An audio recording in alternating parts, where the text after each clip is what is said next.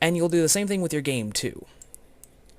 You will take the GBA file and you will drag it over as well. Now, we can go into our emulator folder and run the application of Visual Boy Advance. And a new file will be created here. This is just configuration files. You really don't have to worry about it. Now, as far as actually getting this set up to the best settings, we will just have to change a few simple things. Very first thing is on frame skip. As far as throttling, you do not want to mess with any of that. Just select automatic. Next down, we're going to have video. Make sure you have VSync enabled. And also, this is kind of up to you.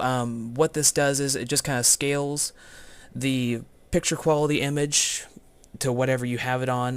It'll make it bigger or it'll make it appear smaller. I usually like to leave mine on around 2 or 3. And that's just, again, one of my personal preferences. You can change that to whatever you want. Alright, the next setting is going to be any sound. Right now I do have my sound off because whenever I turn this on to boot up the game, it will be very loud, and I'm recording right now, so I don't want you guys to be blinded. I don't want you guys to be deafened by the sound of this. But just on the sound, make sure that 22 is checked down here. 11 sounds really soft. 44 sounds extremely too high.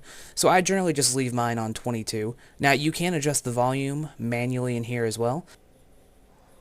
And the next one, and probably the most important one, is going underneath Filter and changing it to HQ2X.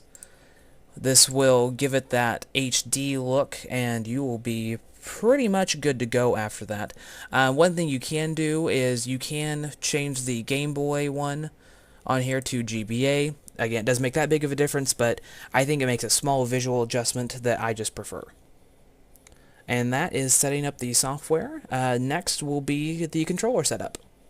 Alright, to set up the controller, we will go back underneath Options, select Joypad, Configure, and then choose number 1.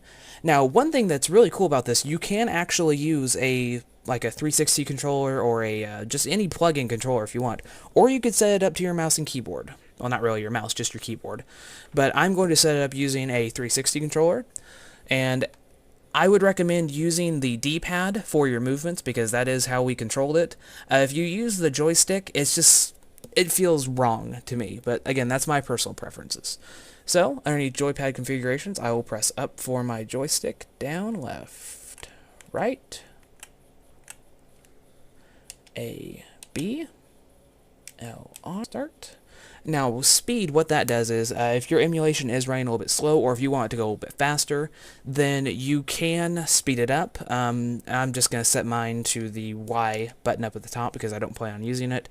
And then capture, you can take screenshots. Again, you're probably not going to use it very much, so I'm just going to put that on my back left trigger. And GS is just game save. You can save within the Visual Boy Advance.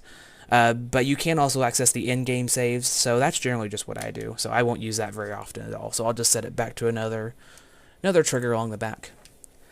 And that is pretty much the whole setup. Alright, and the last thing is just going to be to open up the game. So what you will do is go underneath File, Open. And if you saved it within the same folder that you had the application, it will automatically detect that you have your Game Boy files in there. So I saved my Legacy of Goku 2 in the same folder. And there you go. As you can see, the game booted up just fine. And that is all of these steps in order to get games running on your Visual Boy Advance. If you guys have any questions, if you have any comments, just throw them down in the section below. I'll try to get to everything as fast as I can. Keep in mind, I am not an expert at this, but I will try my best to help you out with this. Alright guys, this has been James Howes with the Game Yanks. Have a good one.